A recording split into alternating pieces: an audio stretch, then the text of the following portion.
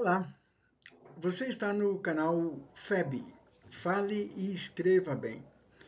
Nós estamos na dica 131 e desta feita nós vamos falar a respeito de regência verbal, expressividade, enfim, como sempre fazemos. Esse canal não é exclusivo, mas é particularmente dirigido a candidatos ao Enem, a vestibulares, a seleção de vaga de emprego, enfim. Unindo o útil, que são dicas de gramática, ao mais útil ainda, que é participatividade na vida social do país, desde a dica 125, nós estamos analisando textos, aproveitando textos de abaixo-assinados, para analisar a expressividade, eventuais equívocos, acertos especialmente, gramaticalmente falando, de forma que, além de tudo, possamos colaborar na divulgação de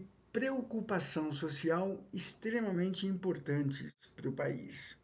Participe, deixe seus comentários, suas críticas, suas sugestões, enfim, suas dúvidas. Nós estamos aqui para isso. Bom vídeo!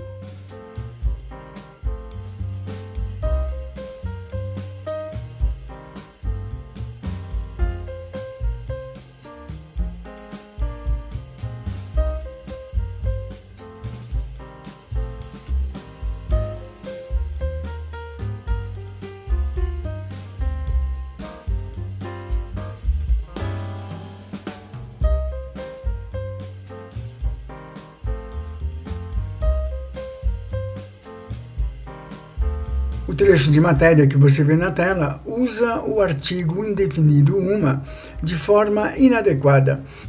Afinal, mencionam-se duas versões de um sistema específico, de um editor de vídeo. Como está descrito, pode-se alegar que a mesma versão é tanto gratuita quanto paga, o que é, claro, incongruência, incoerência. A construção redacional ideal é: este editor de vídeo oferece versões gratuita e paga.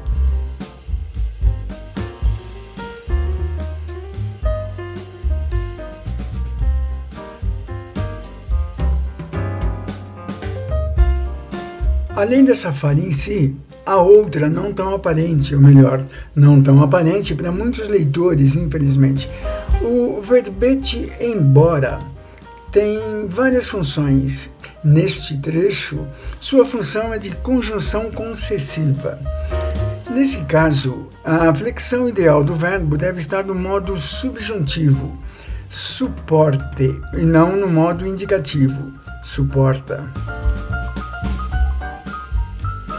Certamente você já está cansado de ver nossas observações sobre a crase. O fato é que esse sinalzinho causa tanta confusão que é melhor bater bastante nessa tecla. Entretanto, o exemplo a seguir é diferenciado. Não há um só equívoco, mas dois. O primeiro é, obviamente, o uso da preposição para juntamente com a contração a craseada. Raramente se vê algo assim, porque é definitivamente errado.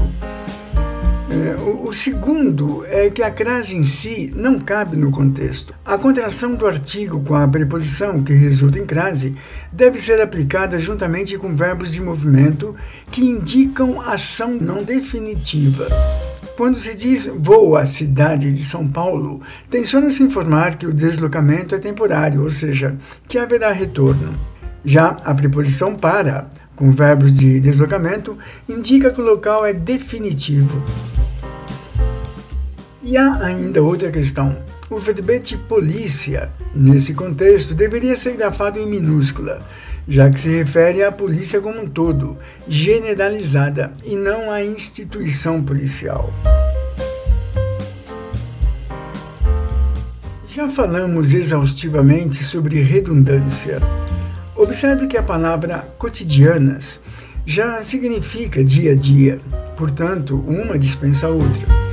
Além disso, analistas oficiais de redação incomodam-se com o uso do advérbio através, que tem significado de transversalmente, por dentro. No contexto do trecho dessa matéria, o ideal é por meio de. Mas veja que interessante, o redator acertou ao não aplicar hífen em dia a dia, que está em conformidade com o novo acordo ortográfico. Pontuação é tópico importante em mensagens, mas a maioria dos redatores desconhece essa importância, em especial postadores em redes sociais. No trecho que você vê, nossa é interjeição. Portanto, precisa de ponto de exclamação, já que exprime um sentimento, no caso, espanto. E, claro, a oração seguinte inicia por maiúscula.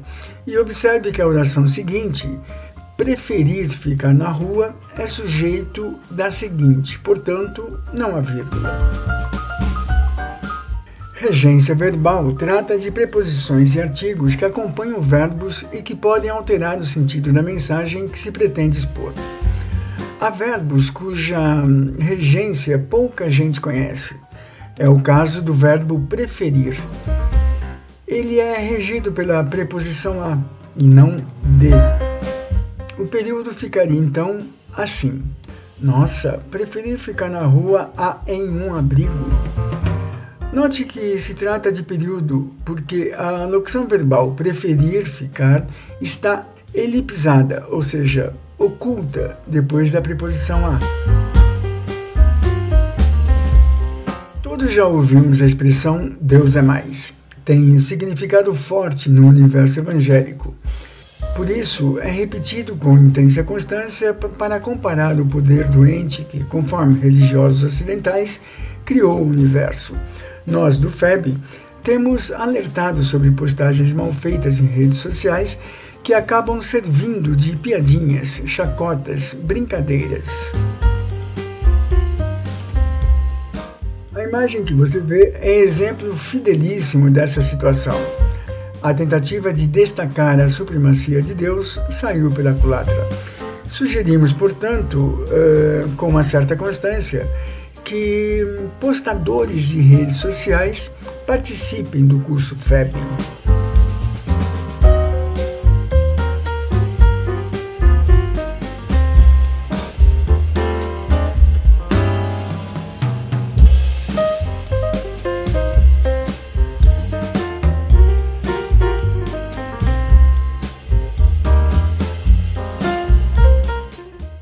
Este trecho consta do artigo O Sigma contra o Inimigo de Deus, do professor Ricardo Oliveira, um dos clientes FEB pela nossa loja de textos.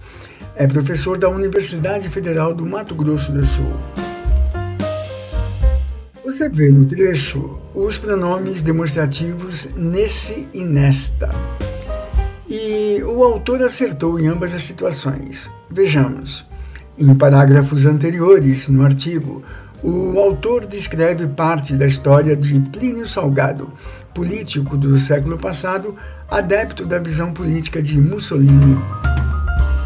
Oliveira lembra que Salgado escreveu para o antigo jornal A Razão. Uma vez que o jornal já foi mencionado, Oliveira evitou repetição. Esse é o motivo pelo qual usou o pronome nesse, adequado para termos já conhecidos na mensagem e não neste. Na sequência, aborda comportamento da extrema-direita fascista e o fato de Plínio ter se identificado com ela, mas preferiu substituir o termo a repeti-lo na mesma mensagem.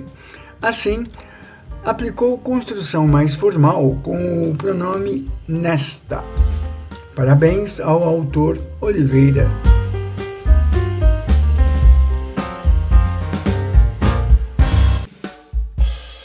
Regras são regras e precisam ser seguidas. Bem, não é exatamente assim. Como se sabe, poucos falantes seguem regras gramaticais durante conversas verbais, nem mesmo palestrantes. Mas isso é outra história. Grande parte dos redatores ignora a regra da concordância verbal com sujeitos partitivos, metade, parte, maioria, etc. Por regra, os verbos a eles associados devem estar no singular para que concordem com o núcleo do sujeito. O redator deste trecho está de parabéns. E está de parabéns também por usar corretamente a locução prepositiva em vez de. A maioria dos redatores equivoca-se e usa ao invés de.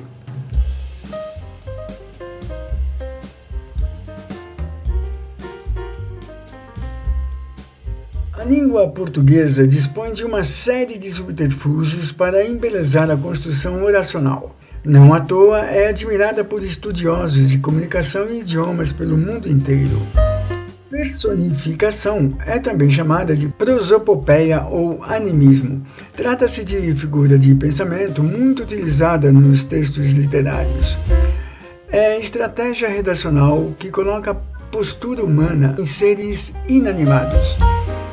Neste trecho, a empresa Nokia é usada no lugar de seus gestores, pois obviamente são eles que acreditam no desaparecimento dos smartphones.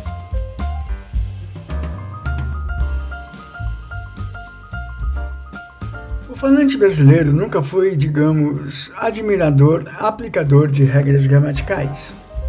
Redatores geralmente têm alguma dificuldade para usar pronomes relativos adequados à regência verbal. No caso desta chamada, muitos a redigiriam incorretamente. O verbo falar é transitivo indireto nesse contexto, portanto, necessita da preposição, aplicada corretamente.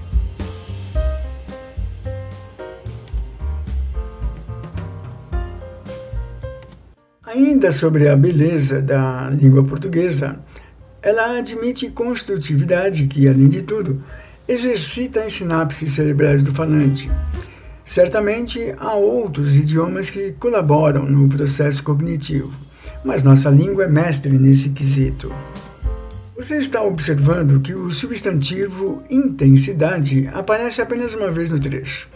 Entretanto, há inferência por menção oculta. A segunda menção está entre o a e o do. Trata-se de figura de linguagem de construção oracional chamada zeugma.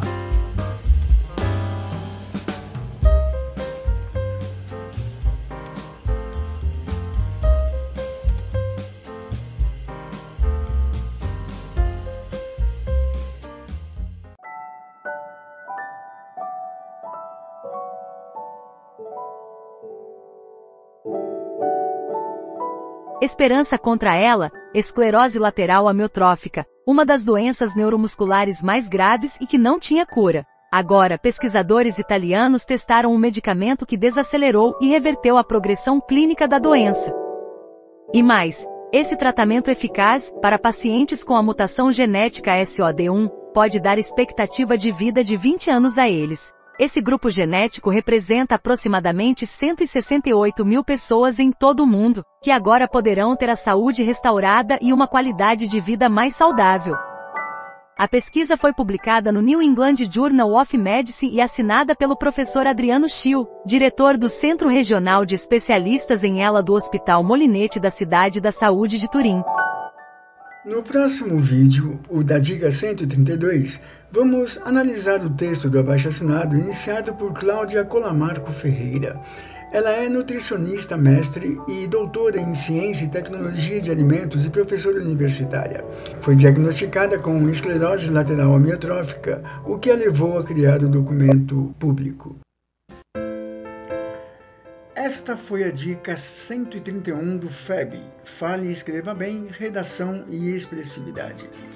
Agradecemos piamente, sinceramente, de coração mesmo, que você tenha estado conosco até este ponto do vídeo.